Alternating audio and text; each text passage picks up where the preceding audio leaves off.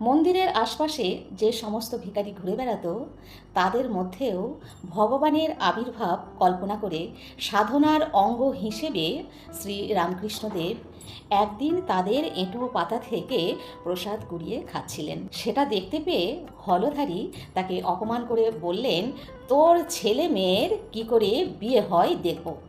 শ্রী রামকৃষ্ণদেব তখন উত্তেজিত গলায় বললেন, তবে রে শালা, শাস্ত্র ব্যাখ্যা করার সময় তুই না বলিস জগৎ মিথ্যা, আবার সর্বভূতে সমান দৃষ্টি করতে বলিস? তুই বুঝি ভাবিস আমিও তোর মতো জগৎ মিথ্যে বলবো, আবার তোর ওই ভেদ জ্ঞান করব, ছেলে মেয়ের বাপ হব?